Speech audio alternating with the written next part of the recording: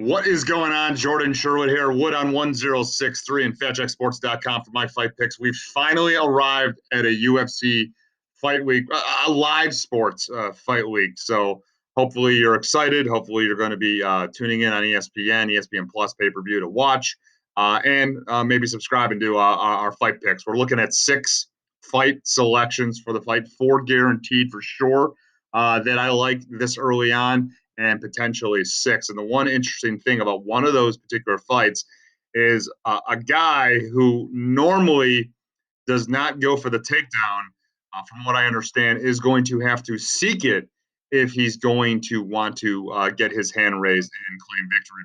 That fight pick, that fight winner, you have to go to fatjacksports.com. Real quick, I'm still not comfortable with the fact that the UFC is putting on a fight card this early into the pandemic, even though now we're 8.5, 9 weeks in. Stay-at-home orders are loosening. Non-essential businesses are beginning to open. We all know that. And the UFC has said that they're going to have mandatory testing, daily testing for all the fighters and all of their fight personnel, managers, cornermen, anybody that's going to be visiting Jacksonville with them. And the interesting thing, too, is that we're going to have full corners. That news was broken last week. But the more important thing is medical testing, mandatory testing every single day that the fighters are in, which is now we are here.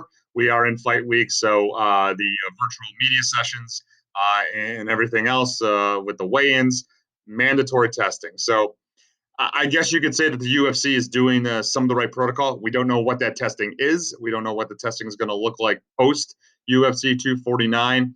But apparently, the UFC is still moving forward, and we will have a fight and a great fight card. I mean, Tony Ferguson, Justin Gaethje, that fight alone, if it doesn't get you excited, I don't know what will. That should be fireworks. Very interested to see what happens in the co-main event with Henry Cejudo defending the UFC Bantamweight Championship against Dominic Cruz, who is yet miraculously returning to a title fight.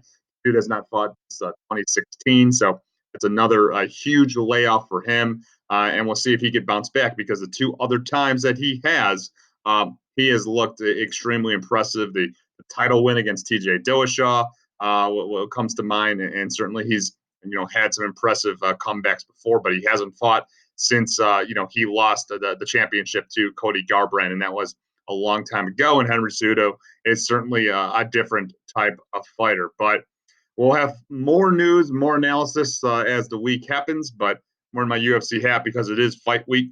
Even though I probably should be wearing my Bears hat, very happy about Mitchell Trubisky not getting that 5th-year option. But that's beside the point. You're not here for my Bears news.